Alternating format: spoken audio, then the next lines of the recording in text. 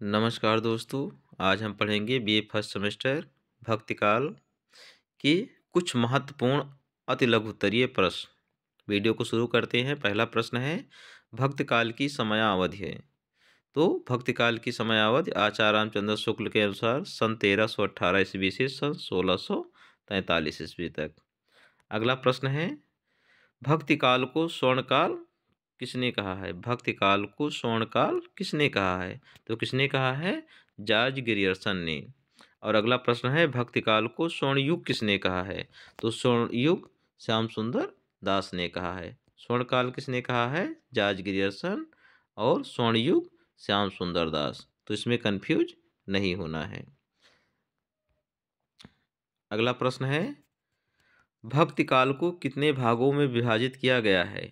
तो भक्तिकाल को दो भागों में विभाजित किया गया है, एक निर्गुण काव्य धारा और दूसरा सगुण काव्य धारा। अगला प्रश्न है, निर्गुण काव्य धारा को कितने भागों में विभाजित किया जाता है? तो निर्गुण काव्य धारा को दो भागों में विभाजित किया जाता है, एक ज्ञानाश्रयी शाखा और दूसरा प्रेमाश्रयी शाखा। ज्ञानाश्रयी शाखा को संत काव्य धारा कहते हैं और प्रेमाश्रयी शाखा को सूफी काव्य धारा भी कहते हैं। अगला प्रश्न है, ज्ञानाश्रयी शाखा के प्रवर्तक कवि हैं। तो प्रवर्तक कवि कौन है? कबीरदास। ज्ञानाश्रयी शाखा के प्रवर्तक कवि कबीरदास।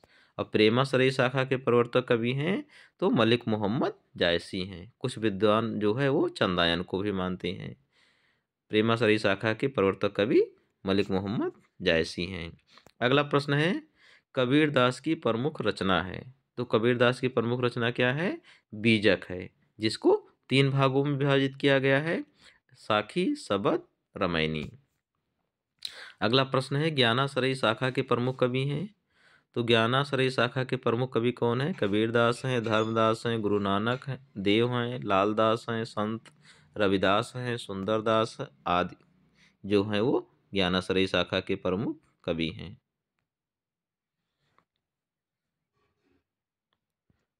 अगला प्रश्न देखते हैं, मलिक मोहम्मद जायसी की प्रमुख रचना है, प्रमुख रचनाएं हैं। तो मलिक मोहम्मद जायसी की प्रमुख रचना कौन सी है?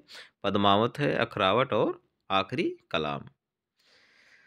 अगला प्रश्न है, प्रेमाश्रयी शाखा के प्रमुख कवि हैं। तो प्रेमाश्रयी शाखा के प्रमुख कवि मलिक मोहम्मद जायसी, चंदायन, उस्मान, कुतुबन, मंझन आदि हैं।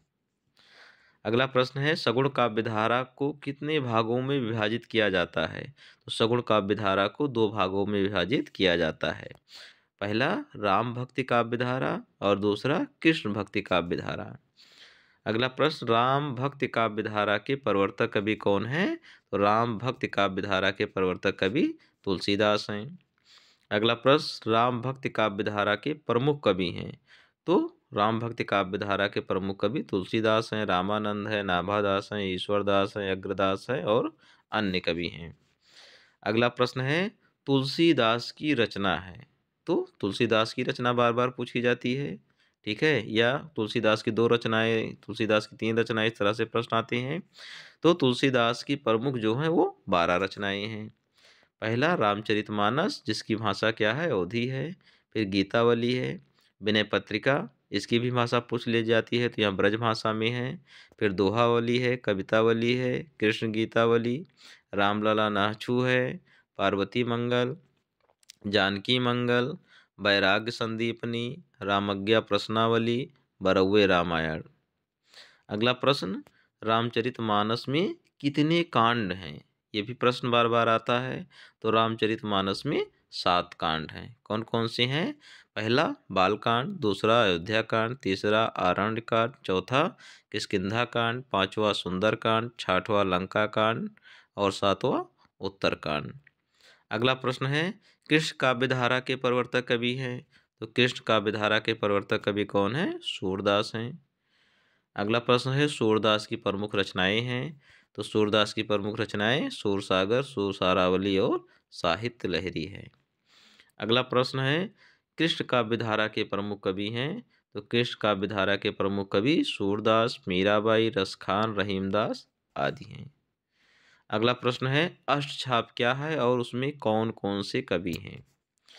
तो पुष्टमार्ग के उपासकों के लिए वल्लभाचार्य ने गोवर्धन पर्वत पर श्रीनाथ जी के मंदिर का निर्माण करवाया और वहां कीर्तन भजन के लिए अष्टछाप कवियों की स्थापना की।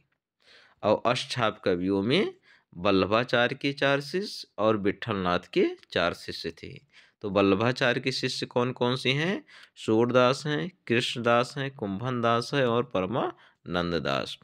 अब विट्ठलनाथ के 4 शिष्य नंददास, चतुर्भुजदास, क्षीर स्वामी और गोविंद स्वामी।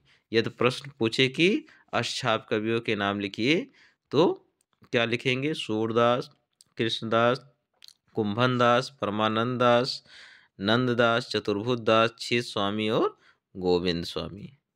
धन्यवाद। वीडियो को लाइक, सब्सक्राइब और शेयर कीजिए।